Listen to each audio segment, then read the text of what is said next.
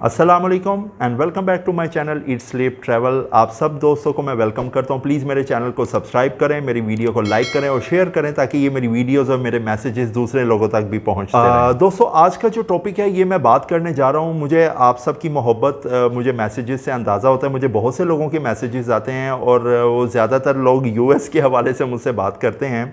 तो मैं उनको हमेशा एक बात करता हूँ कि अगर आप B1 B2 वीज़ा अप्लाई कर रहे हैं तो आपकी ट्रैवल हिस्ट्री स्ट्रॉन्ग होनी चाहिए। फिर उसके हवाले से मुझे बहुत ज़्यादा मैसेजेस आए कि सर ट्रैवल हिस्ट्री किस तरह बनाएं, किन किन कंट्रीज़ के बनाएं। तो उसके लिए मैंने एक प्रॉपर एक लिस्ट बनाई है उन कंट्रीज़ की जो वीज़ा स्टिकर की सूरत में लगा के देते हैं। मैं आज उन कंट्रीज़ की बात नहीं करूँगा जो वीज़ा देते हैं, क्योंकि जब ट्रैवल हिस्ट्री बना रहे हों, मैं ये नहीं कहता उन कंट्रीज़ की वैल्यू नहीं, उनकी भी बहुत अपनी जगह पे वैल्यू है, लेकिन हमें वो वीज़ाज़ चाहिए जो स्टिकर लगा के देते हों। दोस्तों, नंबर 1 पे मैं लेके आता हूँ थाईलैंड को। थाईलैंड एक बहुत अच्छी टूरिस्ट डेस्टिनेशन है जो कि अगर बात की जाए तो इनकी जो फ़ी है, वीज़ा फ़ी, वो भी लेस दैन $100 है।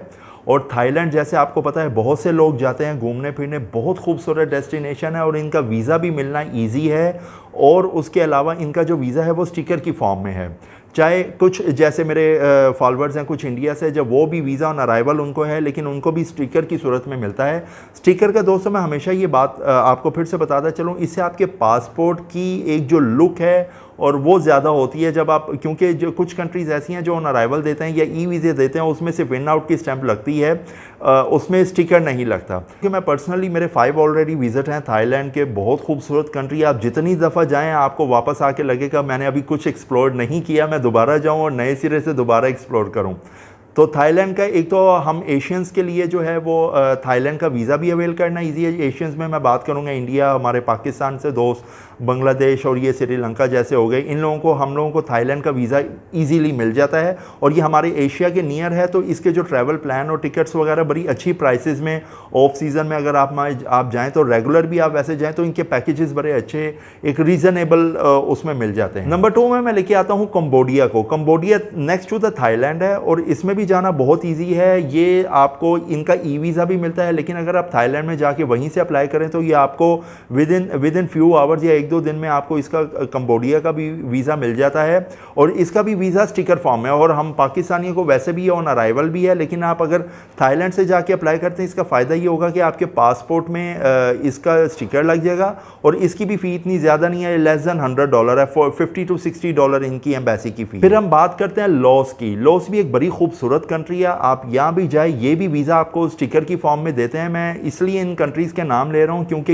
ये हम एशियंस के लिए एक तो स्टिकर फॉर्म में और हमें ये बड़ी आसानी से मिल जाते हैं और वैसे भी ये घूमने फिरने के लिए बड़ी अच्छी जगह हैं। और जब आप अपना ट्रिप प्लान करें, आप जैसे थाईलैंड हो गया, कंबोडिया हो गया, आप वापसी में इसका एक बाकायदा रूट बना सकते हैं। 1 गो में आप ये सारे स्टिकर अपने पासपोर्ट में अवेल कर सकते हैं। नंबर 4 में हम बात करेंगे वियतनाम की। वियतनाम भी बहुत खूबसूरत जगह है, एक ट्रैवल टूरिज़म प्लेस है। ये भी आपको स्टिकर की फॉर्म में जो है वीज़ा देती है और आपको इसकी भी जो इसके लिए भी आपको कोई इतनी परेशानी वाली बात नहीं है। वियतनाम के लिए भी इसकी भी लेस दैन $100 प्राइस है और ये भी एक पूरा 1 गो में आप ट्रैवल प्लान कर सकते हैं। मैं दोस्तों इसके साथ इंडोनेशिया और मलेशिया का इसलिए नाम नहीं ले रहा क्योंकि है तो वो बहुत अच्छी जगह। मैं खुद पर्सनली मलेशिया भी विज़िट किया है, मैंने सिंगापुर भी किया है, लेकिन ये वीज़ा में आता है। उसका ये है कि आपके पासपोर्ट की जब हम वो ट्रैवल हिस्ट्री बना रहे हों, इसकी ग्रोथ बना रहे हो पासपोर्ट की, तो हमें सिर्फ और सिर्फ स्टिकर फॉर्म में चाहिए। इसलिए मैं इन कंट्रीज़ को नाम, दूसरी ये मलेशिया,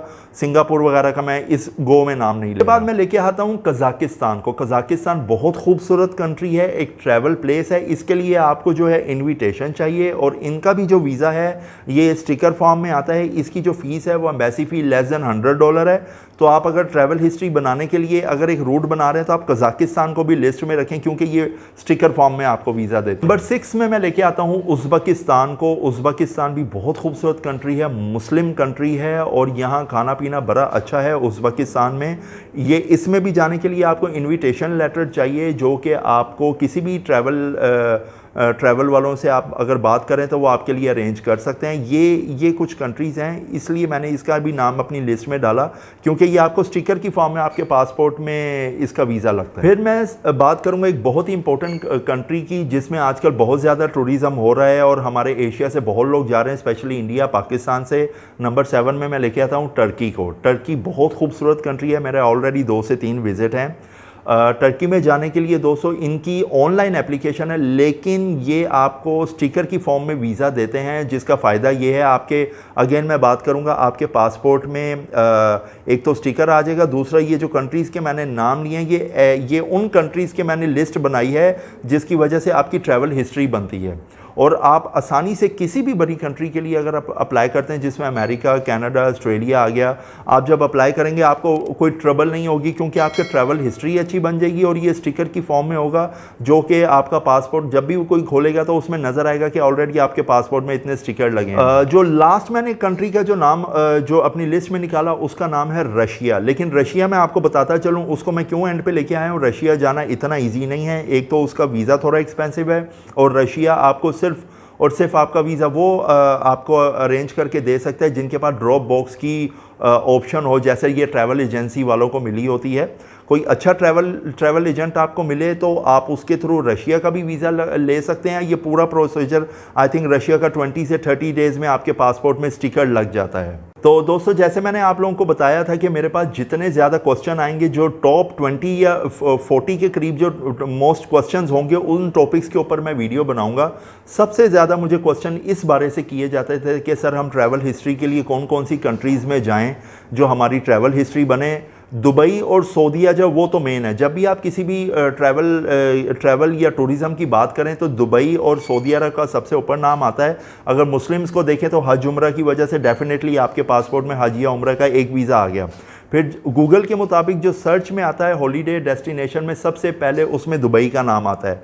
ये 2 कंट्रीज़ हो गई, लेकिन इनको मैंने अपनी लिस्ट में इसलिए नहीं डाला क्योंकि ये ई फॉर्म जो है आपका पेपर की फॉर्म में वीज़ा आता है, ये स्टिकर नहीं होता। मैंने सिर्फ आज बात करनी थी स्टिकर के हवाले से। दुबई और सऊदीया के अलावा आप ये कंट्रीज़ को अपनी लिस्ट में रखें, इससे ये होगा कि आपकी जो है एक ट्रैवल हिस्ट्री बनेगी और आपके पासपोर्ट की वैल्यू होगी और ये स्ट्रॉन्ग होगा। और नेक्स्ट आप जब भी किसी कंट्री के लिए वीज़ा अप्लाई करेंगे आपको 100% मैं गारंटी देता हूँ आपको वीज़ा मिलेगा। तो इंशाल्लाह हम दोबारा मिलेंगे एक नई वीडियो और नए टॉपिक के साथ। टेक केयर, अल्लाह हाफिज़।